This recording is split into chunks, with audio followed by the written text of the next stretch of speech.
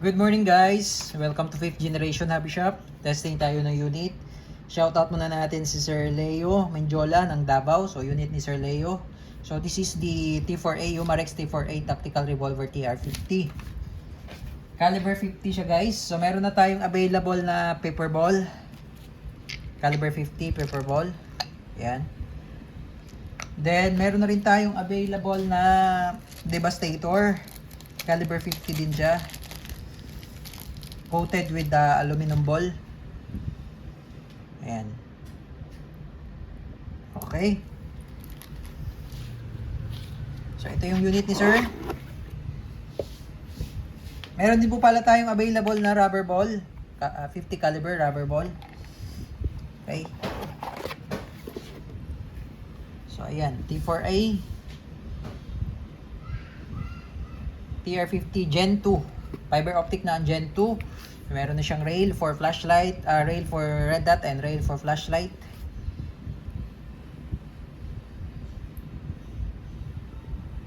Ayan, laki ng butas niya guys, oh. So, this is 6 shots to release the magazine. Ayan. So, lagyan natin siya ng rubber ball. Bali, rubber ball po ang gagamitin nating pang test. May free rubber ball na rin siya. So, ito yung harapan ng magazine. Sa likod po kayo maglalagay ng bala.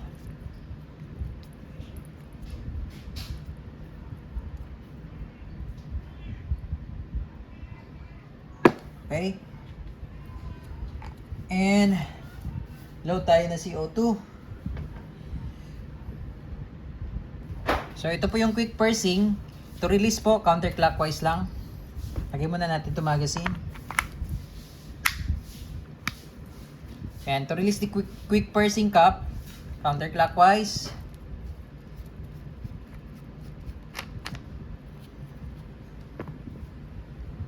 And ito po yung CO2 12G.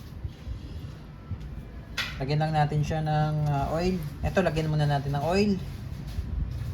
Patak lang po sa quick pursing.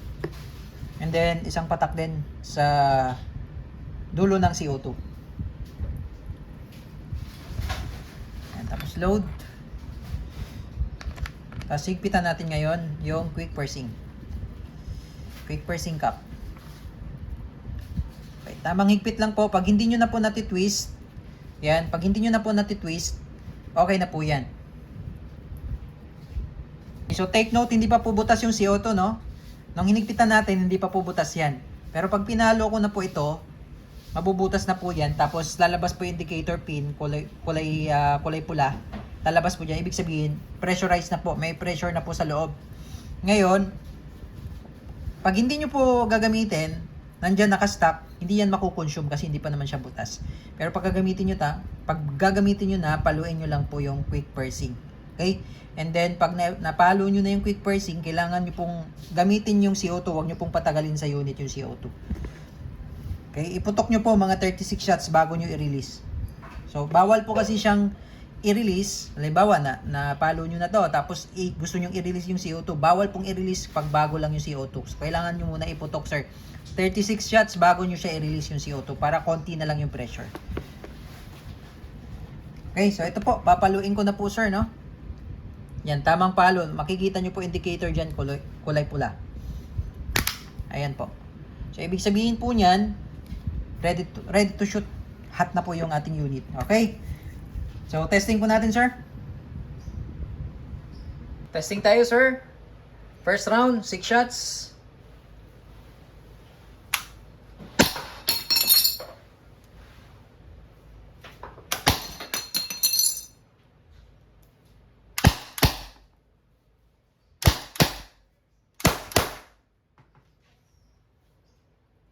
Okay, first round tayo sir, no? So, bawal din po siyang paputukin ng walang bala. So, kailangan maka 36 shots tayo bago natin i-release yung CO2. Okay? Load tayo ulit. Okay sir, pang second round tayo sir. Ikot nyo lang isang beses.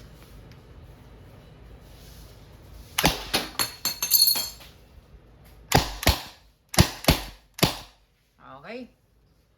Second round tayo. Pang third round tayo, sir. Third round.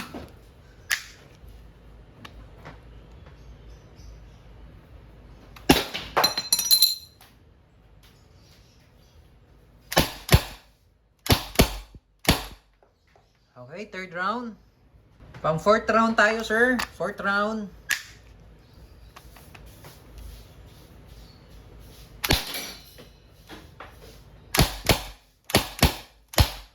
Pang fourth round. Pang fifth round tayo, sir. Fifth round.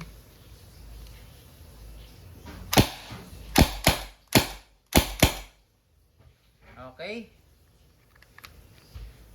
And then last round po, pang 6 rounds. So this is 36 shots all in all. Okay, 6 rounds. So that's the time na pwede na nating i-release yung CO2. Medyo mahina na po siya eh. Okay? So bawal po kasi siyang i-release ng malakas pa yung pressure. So pag release po, ikot nyo lang siya one time counterclockwise. Yan. Tapos makikita nyo po dito, lumubog na yung indicator pin. Okay? So ibig sabihin wala na siyang pressure. Patanggalin lang natin to with pursing.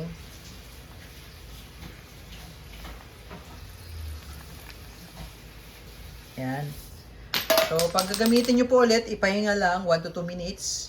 Pero kung hindi naman, lagyan nyo lang ng CO2 tapos higpitan nyo lang.